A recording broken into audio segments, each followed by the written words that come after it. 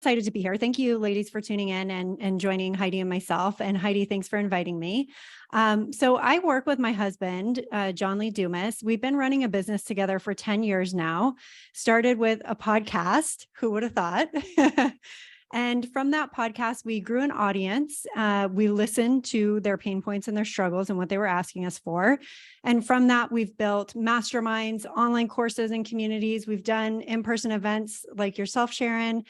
And now we have totally leaned down our business. Probably just within the last 5 years or so, we've just really focused on our 80-20. And so we're only focused on the activities that net us the highest amount of revenue and create the biggest impact for our audience.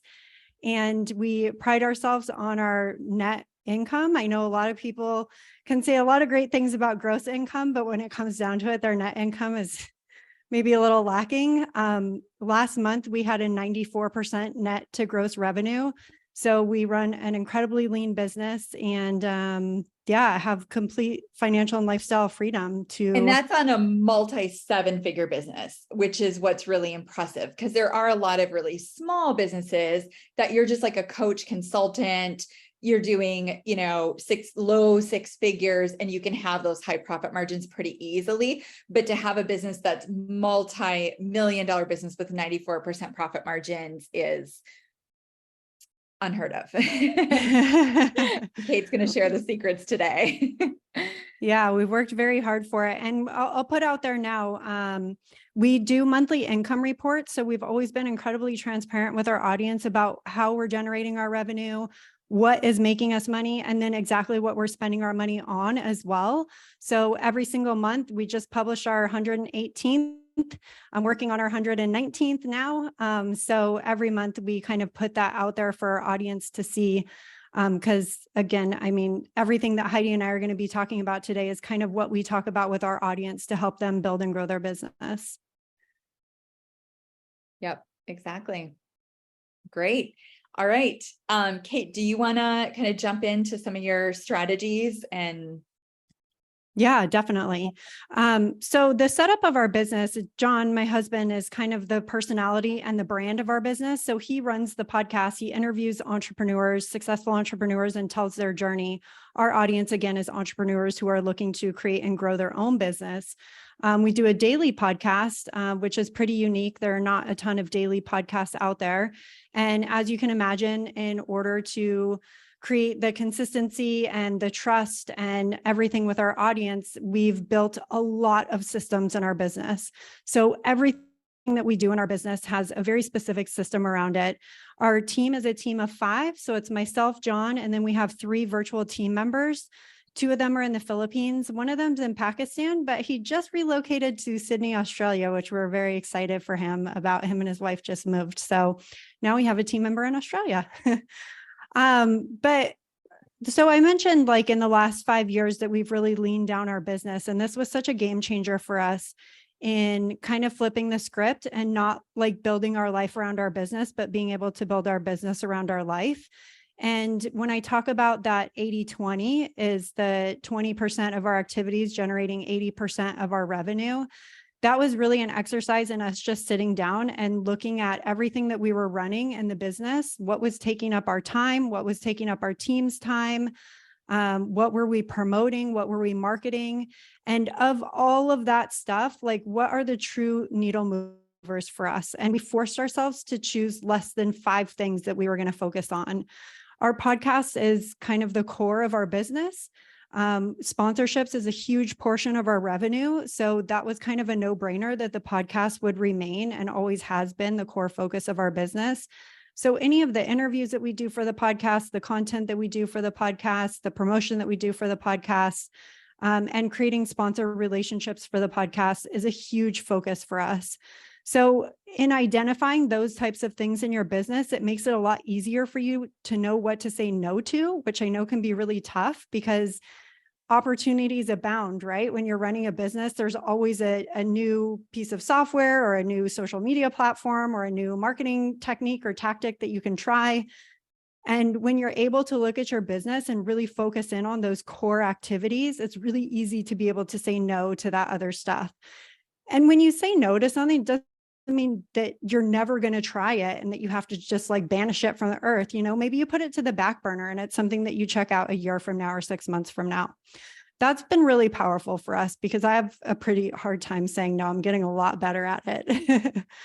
But this is really how we were able to lean down our operations. So we pretty much stripped anything that wasn't serving those core activities in our business.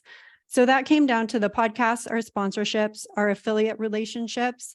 And we even got rid of a lot of our affiliate relationships. We kind of like did another 80-20 with our affiliate partners so that we weren't investing a lot of time and energy and effort throughout the year on affiliate partnerships that really weren't moving the needle for us or for them. And then content on our website. Our website's been up for 10 years and we've been creating consistent content throughout. So the SEO and the organic traffic that we get from our website is a really big driver of leads for us. So that is continues to be a big focus. And then our products and our services. We have a podcasting course and we once in a while will run in-person events and or masterminds. So once we kind of had this roadmap and identifying those big things, again, it allowed us to focus our efforts only in those areas, strip everything else. We got to, we pared down our team a lot as well. So we were working with probably 8 virtual team members prior. We had a lot of contractors that were on retainers. And this, I think, can be a big blind spot for business owners because you are so busy keeping up with the day-to-day of your business and working on new ideas and everything that all these monthly expenses, like sometimes we don't realize that they keep on coming. And it was really eye-opening to look at how many team members we were paying for projects that really weren't critical to our business. And being able to strip that down was such a huge revenue saver for us. And it doesn't even have to be team members. This could be software that you're paying for. It could be subscriptions that you have. So aside from publishing our income reports, because we love to be transparent about that and share that with our audience, this is a fantastic way for you to have your finger on the pulse of your business and your revenue. I highly, highly recommend, and you don't have to share it with anybody. If you just do this exercise for yourself, I highly encourage you to, on a monthly basis, be looking at line item. Where's your money coming from and where is it going to? This will be, I mean, if you don't save a ton of money just from doing that, because I can guarantee you there's probably things that you're spending money on right now that do not contribute to you generating revenue. Like how often do we sign up for subscriptions and things that at the time the business was using, but they're not anymore. We have tools that are doing duplicate things and we really are just using this tool and not that. We have, retainers, and the bigger the business you have, the more of that just gets like lost in the shuffle. So I have a cash flow tracker, which is in the bonus section of Alchemized Teams that I highly recommend. At least look at it. It's a template that you can make a copy of and then edit to your own liking. But it's been refined over years and I use it. Selena uses it, like a bunch of us use it highly effectively in our businesses to track current cash flow, future cash flow, and you're able to just kind of see it on one sheet. So it's really helpful. And that's in your bonus section of Alchemized Teams. Yeah, I love all these systems and these processes that you have set up, Heidi, because I thought I was pretty obsessed with this. And then you sent me some of your stuff and I'm like, oh, wow, Heidi's next level. So kudos to you all for signing up for this program, because I've had a look also at what you guys are getting out of the Alchemized Teams program. And wow, it's insanely priceless. So yeah, it's awesome. So thank you, Kate. I appreciate that. Yeah, it was the labor of love that Annie and I put into it. We just wanted to give you everything that you need. And the thing behind Alchemized Teams and behind Kate's strategy, if we're going to kind of boil it down, it is what I call the technology, people, and systems flywheel. Technology, people, and systems flywheel. And here's what we mean by that. When you have the right tech in place, and now AI is just changing everything and moving at the speed of light. And we give you and I know AI can be overwhelming. So in Alchemized Teams, in your bonus section, there's an AI starter guide. It's literally like takes you 5 minutes to like look through the guide. It's not like this course that you have to take. It's like a 5-minute resource guide. Are the top AI tools that the majority of small businesses could use. And these are all tools that are either free or low cost. And they are ones that you can implement, like you can like go download, learn, and implement in like under 20 minutes. So there's not this big learning curve, because I know that's the thing with technology is we get very like, oh God, I got to learn a new piece of tech, which back in Kate and I's day, for some of you like Mia that have been, kind of in our online marketing world for a long time can relate to this. Every time you got, Entreport or Infusionsoft or like whatever the new thing was that you needed because your business was growing, it was hours and hours and hours to learn it and to get your team to learn it. And then of course those team would leave and then you have to hire a new team that don't know it. And like, I mean, things were just crazy, cumbersome and expensive. Like the friction to run our businesses was higher. We grew up in the like harder era, right? And now like things have shifted, right? Like there's tools that it's like 20 minutes. I've downloaded the tool. I understand the tool. I've implemented my business, and it is like automating some process that we were doing manually. And then the automation, of course, anytime there's a manual process, there's going to be errors because humans make errors. Like no matter who you hire an A+ team, there's going to be errors. There's going to be like breakdowns. And then who does the process when that person's on vacation and and you have to have, these thorough SOPs. When you can incorporate tech to automate things, like always do that over manual labor, like always. And so, in your bonus section, we give you the guide. And so you do want to look at your business and say, all right, what here can we automate? And I would actually back up a step further and say, first, what can we delete? So going back to the 80-20 rule that Kate talked about, what's everything happening in the business? So starting out on a high level, what are the top things that we're going to focus on that actually move the needle? They're actually bringing in the majority of revenue. And when you look at that, you want to look at two things. They're bringing in a lot of revenue, but they're also, it's net revenue, because there are things in your business that might be bringing in a lot of top line revenue, but they're bringing in little to no bottom line revenue because the deliverability on them is like intense, right? And so you've got to look at like, when we say like moving the needle, we mean the bottom line revenue that thing is generating, and your cash flow tracker will help you figure that out for each of your products and services. And so the bottom line revenue. And then you also want to look at how much you like this thing, because even if it's bringing a lot of bottom line revenue, if it exhausts you, then it's like, all right, can I somehow automate and delegate most of it so that it doesn't exhaust me anymore? And if the answer is no, then it still might not be worth it. Then you kind of have to decide if you're going to transition out and transition to something that is life-giving for you, as opposed to doing something that's highly profitable, but like sucking the life out of you. So so it's a little bit nuanced. You need to look at the numbers and then look at the picture. And then once you figure out what's really moving the needle. Now, I also want to say this, which I think probably all of us can relate to.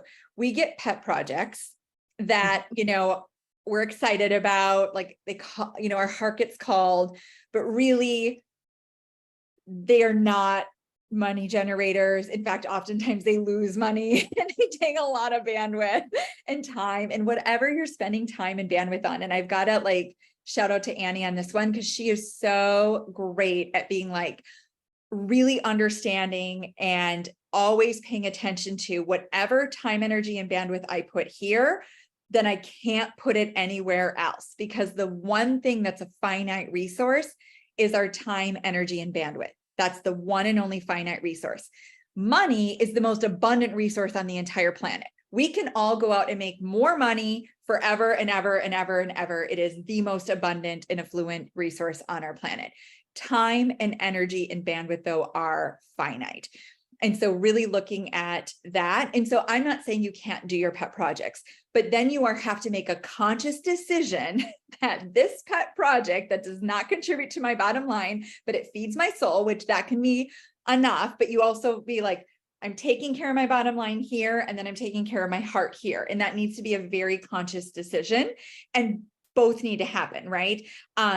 And so looking at those projects that way, because I know I've done that too, where I've gotten just so emotionally invested into something that was not moving the bottom line. And then sometimes you end up resenting it later because you weren't being honest about the fact that it was just filling the soul part. Where if you can get honest about that and you put up fences around it and say, I'm only going to let it consume this much time, energy, and bandwidth because it's not moving the bottom line. And at the end of the day, girls got to pay her bills and pay her team and like run a business and not stress herself out and work too hard and like all of that. And you put some guidelines and boundaries around it, then you won't get resentful, and you can just have it be the thing that feeds your soul. Yeah, I would also add, Heidi, when you're looking at like those top, or not even when you're looking at anything in your business that generates revenue or that you want to generate revenue, you can also look at like the downstream of that. So like Sharon, I'm not sure how you run your events, but maybe your events aren't like the highest netting thing in your business. However, that allows you to sell at the end of your event, your biggest coaching package or something like that. So of course, that's going to be still like a very high leverage activity in your business because of what it nets you down the line. So it might not always be like the thing that you're thinking of, but what the result of that is. So I'd encourage you to kind of look at that as well. Yeah, it's a great point, Kate. So you have to look at those offerings very holistically, right? It's a little nuance. It's not just black and white numbers. The numbers are important, but then you have to get to like behind the numbers, what's there.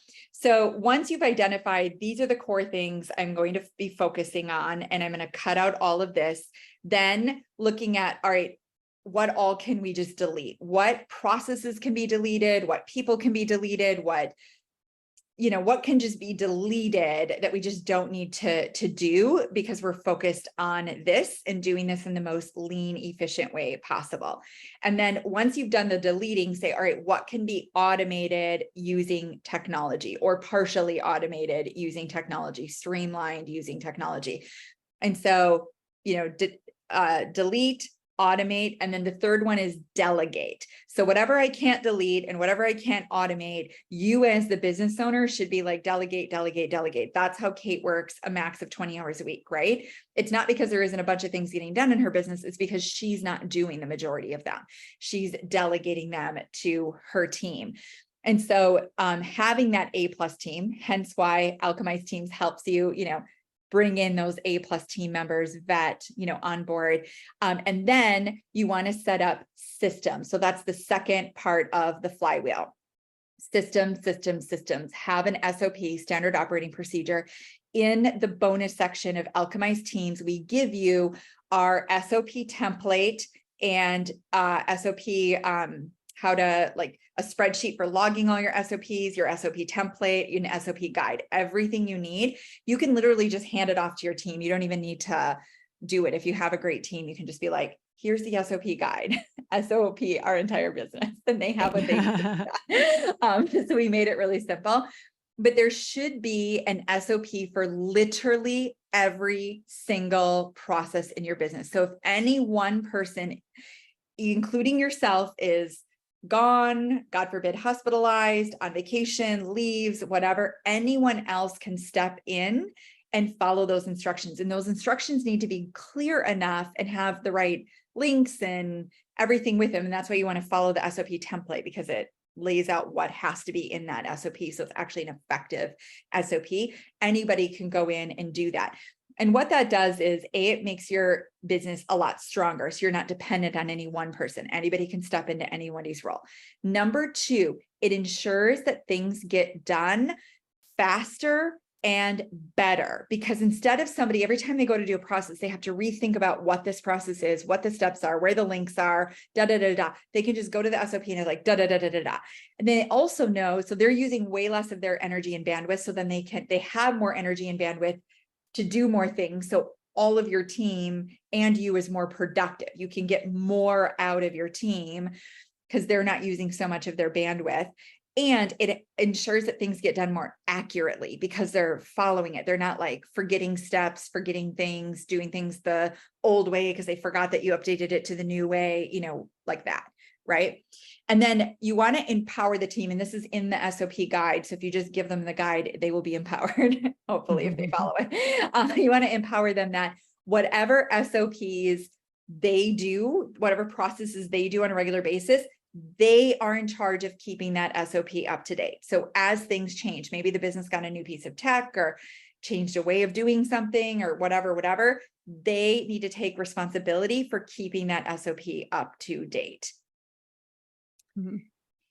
Yeah, I love the delegation part of this, because I think when we talk about, like you had mentioned, maybe even downsizing team, and I've talked about that as well.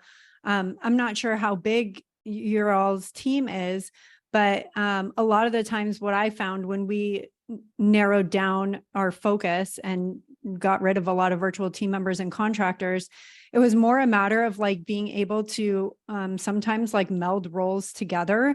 Like we were having two people do one person's job essentially. And again, I think this is something that can kind of go by the wayside. You're like, oh, well, everything's working and people are doing what they're supposed to do, so it's good. But when you start picking stuff apart, I think you can find a lot of efficiencies and where team members might be overlapping, and you could find some, some opportunities to lean out your team in that way. Yep, absolutely. And I highly recommend at least once every 6 months doing a time study for yourself and all of your team members. And in the bonus section of Alchemized Teams, we give you a time study. It's something, again, you can just send to your team because there's a video on there that actually is for your team. It actually says, hey, as a team, we're going to do a time study, and this is the value of it and what you're going to get out of it and why this is so good for you. It's so good for the company. Download the templates below. Here's how you fill them out. It gives them everything you need. So you don't even need to give them instructions. You can just send them a link to the page, and it has the video and it has the templates right underneath for them to download. And then what they're doing in that time study is they are documenting everything they do all day during their working hours in 15-minute increments. And then they are highlighting it based on how they feel. So things that like suck them dry and that they hate doing, they're highlighting in orange. Things that give them life and make them want to work for you forever, they highlight in green. And then things that they're neutral about, they just leave in white. And then they're sending that into you. And then what you're going to do is when you look at those, a few things are going to happen. Number one, you're going to be like, oh my gosh, there is things happening that I thought we weren't even doing that process anymore. And they just somehow didn't get the memo. So I need to delete. Okay. So you're going to uncover duplication and just fluff that doesn't need to get done. And then you're going to also uncover, you're just like, why does this thing take this long? So you can contact that person and not to be accusatory or put them on the defensive. That's not it. It's just more of like a walk me through this. So I see that we're spending 2 hours a week on this thing. Can you tell me about it? Like what's happening? And so then you can piece out what's happening, because usually what's happening is there's some stuff happening that you didn't even know. And you're like, oh my gosh, we can fix this. I didn't know this thing was going on and sucking people's time and bandwidth. You're also going to see what people doing. You were like, oh, wow, Jane loves these highly detailed analytical tasks. Susie obviously likes the creative stuff, and that stuff makes her want to poke her eyes out. So we're going to kind of flip-flop some of their things that they're in charge of on their different timesheets or time days, because if the more that your team is spending their time doing life-giving things and neutral things, the more they get done in a day. Because when you do a task that sucks you dry, you do it slower, you're more likely to make mistakes on it, and you have less energy for the rest of your things, right? Because it sucks you dry.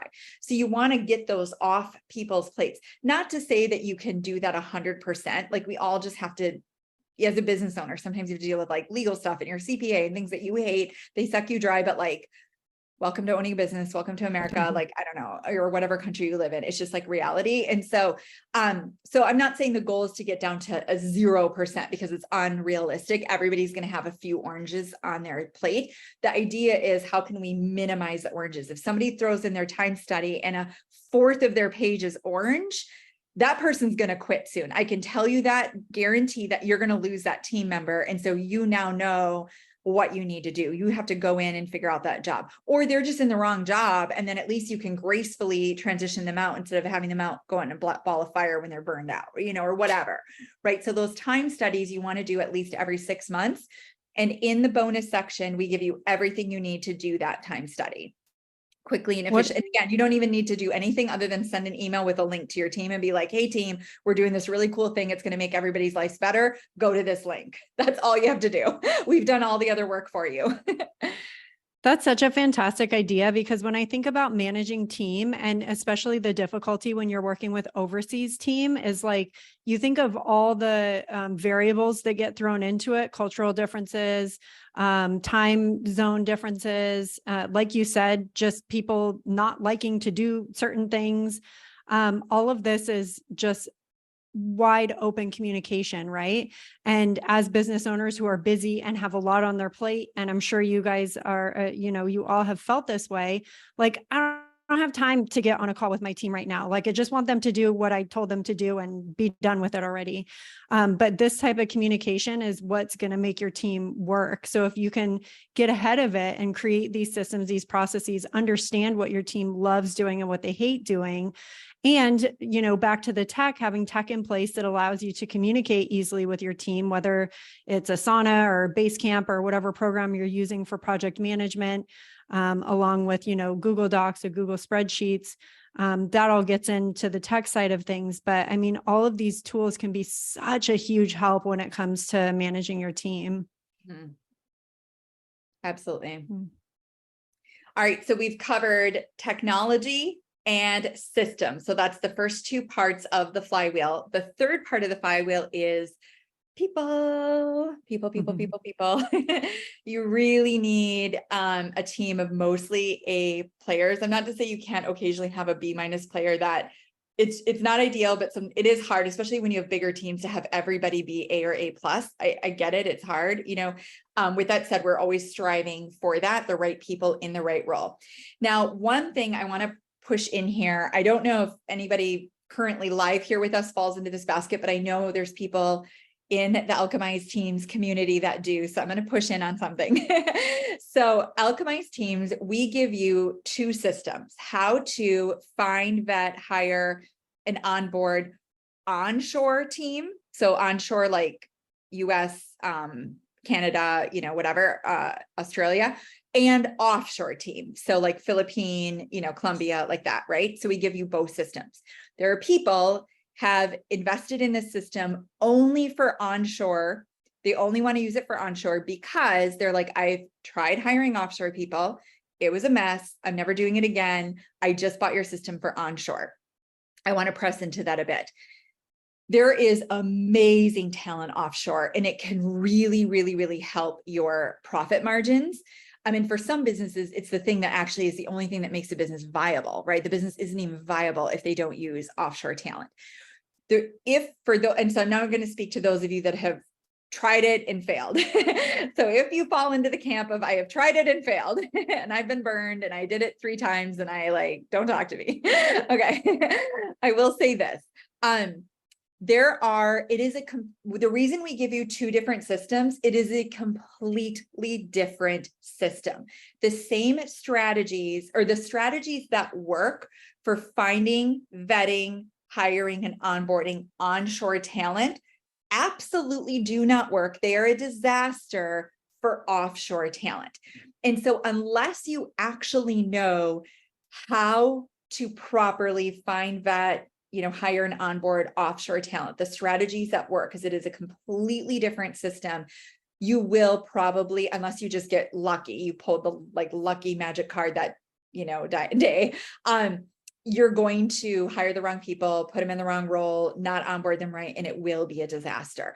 And so I would say, give it a chance. in Alchemized teams, we give you what you need to do this and to do it properly. I've heard, we've gotten some really great success stories in of people that are finally like have some offshore talent that they absolutely love. They're kicking butt for them, and is helping, in fact, one of our clients, I don't want to give too much information on who she is to disclose her identity, but she is coming in Alchemized teams, purchased Alchemized teams, and I'm doing some consulting with her, and they were like ready to go under. She was kind of on her last, like she needed a Hail Mary, raise the white flag. The recession hit them hard, along with some other, unforeseen things that came into their world. And we went in and we hacked her offerings down to like a core, and then hacked the heck out of her team. We took her entire onshore team, and actually, with the exception of one person, eliminated them. We hired one onshore person and then the rest offshore.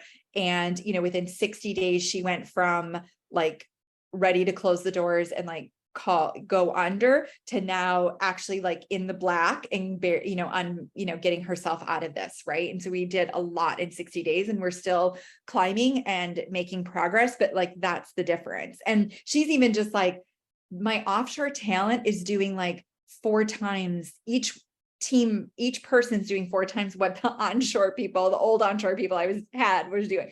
Granted, she'd hired an agency that hired them, and they hired all the wrong people for her. So that was part of it. But yeah, so I just want to push into that. For anybody, live or watching the recording later, that is like, nope, I'm only doing onshore. I mean, it is your business and you get to decide, and we give you both systems in the program. So 100% that. Also, there are certain businesses that it is harder. Like, I know like legal businesses and stuff, it can be harder. There's more laws around it. There's complications and all of that. We give you both systems. Both systems work beautifully well. And for many of you, at least some of your work can be offshore, your admin work, especially. So admin work, graphic design work, website programming, IT tech work, those kinds of things are really, really great to do offshore. Yeah, our offshore team handles a lot of our like community stuff as well. So if you have programs where, you get emails about people forgetting their password, or they can't find a specific training, or they want to know where to find something, we have someone on our team who's a great community manager. That's a great role to hire for as well. Yeah, excellent. It is. Yeah. Yeah. The last company that I sold, our community manager that's still there, Hannah, is in the Philippines, and she does this. Prior to having Hannah, we had somebody onshore. Hannah gets twice as much done and does 3 times better of a job than the person that I had for a couple of years in the position before. And the rate, and she's paid what's considered a very high like rate in the Philippines. I mean, so she's like a high level person, but she's still like a third of what we were paying the onshore person for subpar work. So yeah, that's interesting that so many people have had that experience, because I've had the opposite experience. Everyone who I've hired onshore has been a disaster. And maybe it's just because we, have been really lucky with our team in the Philippines, but the 2 girls that work with us from the Philippines have been with us since the very beginning of our business. So 11 years, and the other one's been with us for 8 years. Yeah. Yeah. My programmer, who's now a freelance, he used to be full-time team when I had before I sold my last company. He was with me for it's been 10 years, but he was full-time team for, I think, like 8 or 9 years through several businesses. And then I went on sabbatical, and he's a freelancer now, but yeah, like, again, I've been working with him for a decade, right? Yeah, it's amazing. Yeah. Mm-hmm. So what questions do y'all have? You guys have been quiet. You can just like wave at us and we'll unmute you, or unmute yourself. You can type in the chat. You can put your little hand up on the. I have a question. Well, Yeah. I have a question. Can you show me, Heidi, where is that cash flow? Like, I would share my screen with you but you Oh, can just share your sure. screen. No, But I yeah, just yeah. can't figure it out. It might be called something different and I just don't see it, but We I should wanted to have it track them. named. All right, if it's not named cash flow tracker, we will change the name because you're That's right. okay. It It'll be doesn't that. matter. I just wanted to know Okay. where it was. That's all. Yeah, But if you let me, can, I gotta get the perfect. link and log in, but while I Perfect. do that, any more questions? Perfect. Yeah, yeah. That would be great. I'd love to just ask, like, how often would you communicate with your team? Like, just like actually on Zoom or something like that, when they're offshore and so forth like that. I'm just curious because I tend to, when on the onboarding process, I'm doing it once a week because I don't have my project manager yet. I'm in the process of hiring that person. But then I do that once a week until she's got it. And then it's like once every month, like once a month. But I'm just curious, is there a better way? I mean, we're communicating in between through Slack or anything like that. But I'm just curious on Yeah, the Mia, I've perspectives of that. actually, Yeah. when I first hire offshore, Yeah. I meet with them every day, Okay. for the first couple of weeks. And I Okay. just find that way they feel fully supported, because what I've found with a lot of offshore employees is Okay. that they are incredibly hard workers and they're very good at saying, yes, I understand, but that's not always the case. Yeah. Okay. And, there's some of our employees have been quite shy to ask for help, or like they'll let something go for a few days and then bring it up. And so Okay. for me in the beginning, it's just like, I want them to know that I am an over communicator. I'm here for you. I want to know what's going on. Walk me Got through it. what you're doing. And when Mm. you're that close to it and like actually having them walk through the tasks with you, there's Yeah. not really a way for them to not communicate to you if they don't Mhm. understand something. So Mhm. just for like the first week or two, I know it's a lot, but I really think it makes a huge difference. And then like you, after those first couple of weeks, like I might pull back to like once a week. And now I just meet with my team once a month on Zoom, and we Okay. do a pretty in-depth, like catch up. What have you been working on? How is it going? What questions do you have? That sort of thing. And then like you, I'm also I'm pretty much in communication with my virtual team like every All day, the whether it time. be on Yeah. Skype or email or whatever program you use for that. Yeah. Awesome. And so that once a month, is it with the group or individual? I do group, Group. Okay. but for That's me, good. it's pretty easy because so we have 3 virtual team members, but one of them just exclusively works with my husband. So they Okay. do their meetings on their own. And then I meet with the 2 girls together. Got They it. both very closely support one another. So if like one of them's on vacation or one of Yeah. them needs help with something, they're Mm. always in support of one another. So I find that it's good for all of us to just be together, and it's good team building too. It helps build their relationship together so Yeah. that if they ever need help and I'm not available, that they can rely on each other. So I like doing that, as a That's team. awesome. That's awesome. Can I ask one more question and then I'll wait for everybody else? I was just curious. Have you ever had any success with copywriting offshore or no? Is that like, I've I think never that's been hired for, yeah. that's probably my Achilles heel of Mhm. everything is going to be copywriting. It takes the most amount of my It time. does. I'm like, Yeah. I just can, and I think, also because I talk differently, Yeah. to have so this has just Yeah. been like, I don't know if So anyone had any success Mia, with that. you for what I would call low level Yeah. copy, meaning like for, let's say you create a new product and you need the post sale autoresponders, you need, like more admin copy, community announcements, that kind of thing, you can successfully get offshore. Somebody that captures your voice, Yeah. and that's actually that's an onshore. So that would be like, when we in the Alchemized teams, we talk about 2 things. You have your kind of your magical layer Yeah. of people, like Yeah. the people sprinkling the magic on your Top of business. And leader. then you have your operational layer. Your operational Totally. layer, most, if not all, can be overseas.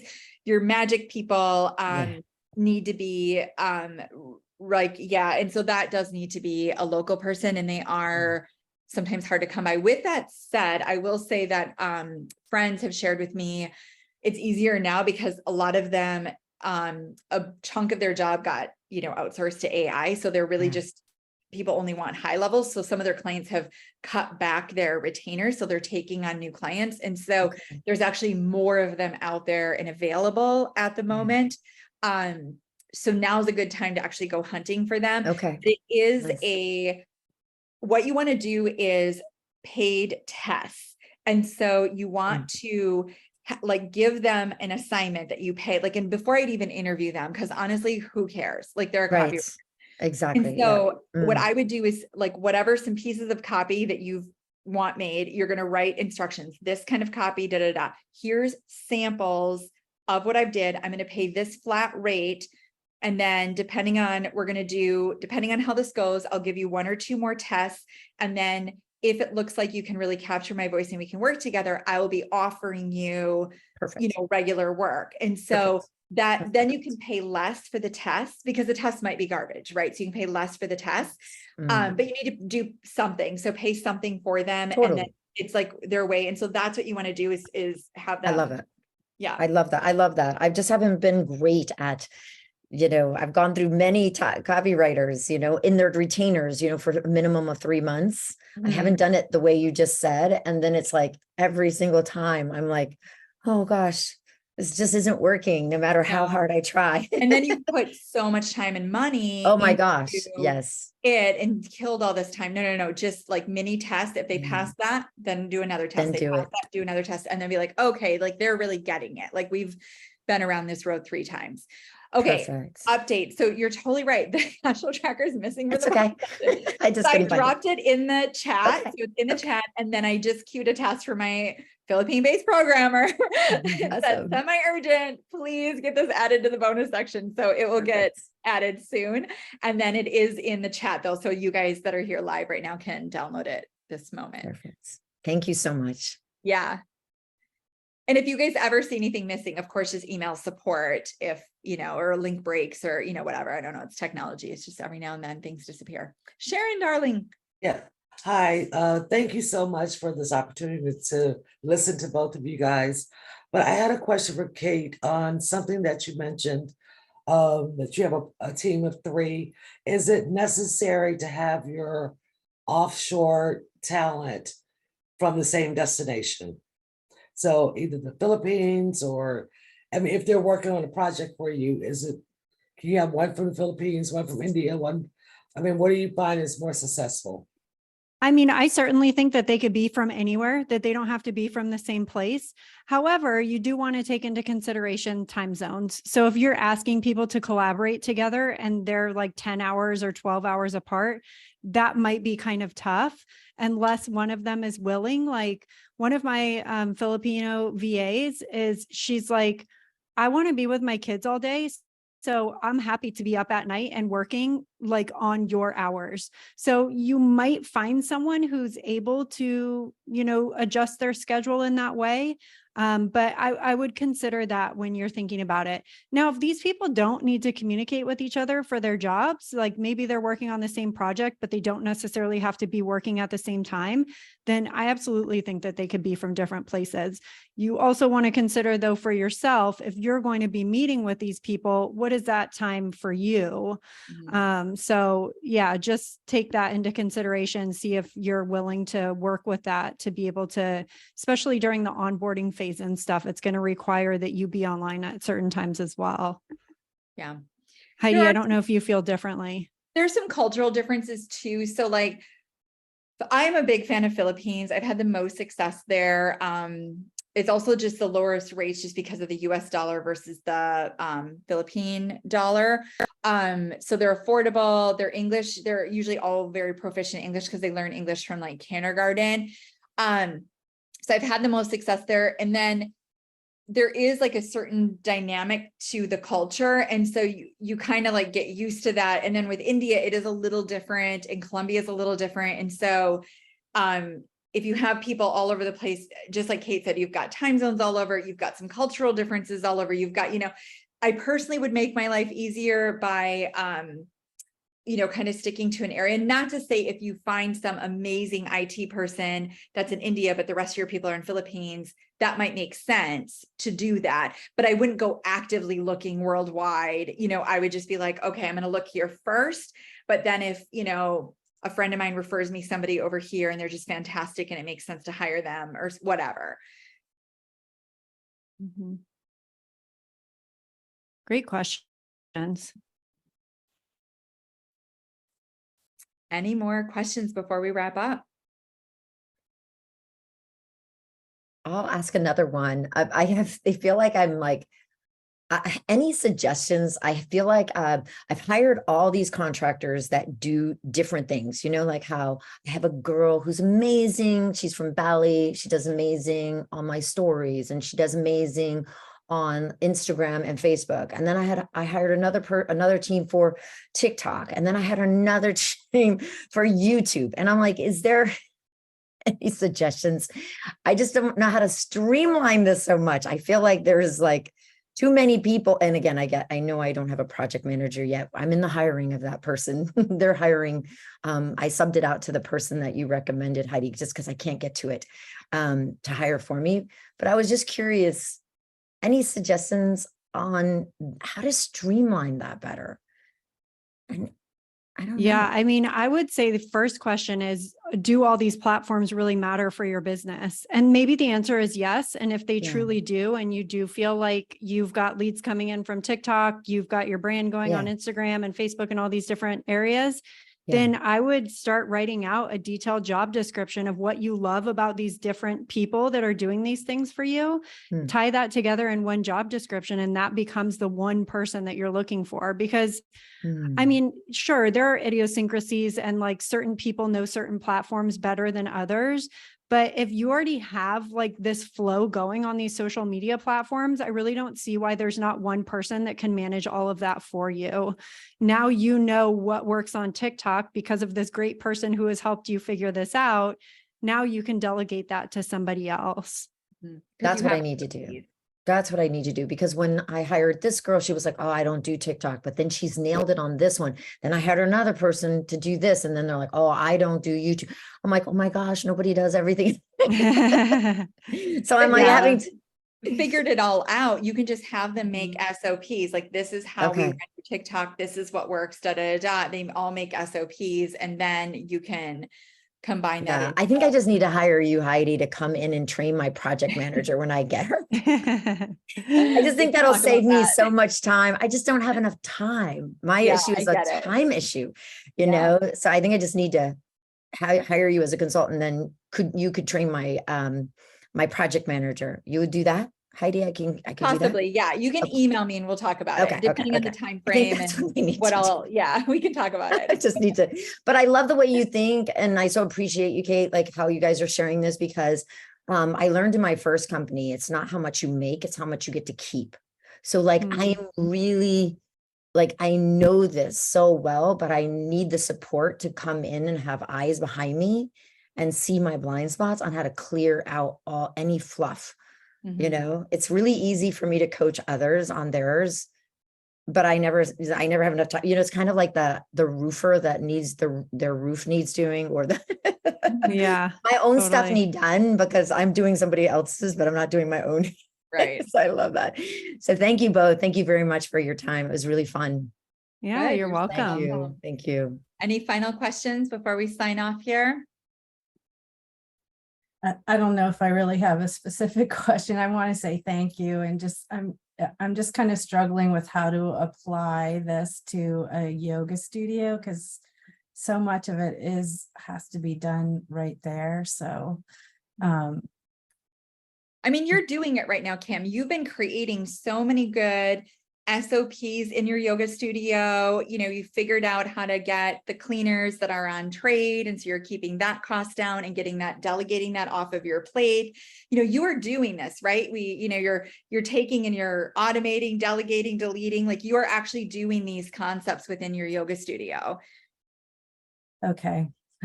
You're on the right track, girl. All right. Yeah. When I hear other questions and just what you all are saying, I just feel like, I've had my business for over 20 years and I feel like I'm just learning. So thank you for this. Yeah, you're so welcome. Our pleasure. Congratulations on 20 years. That's incredible. Oh, thank you. Yeah.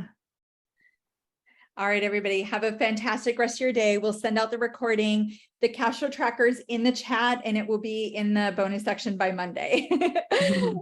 All right. Bye. It was great spending time with you guys today. Thank you, Kate. Yeah, no problem. Bye.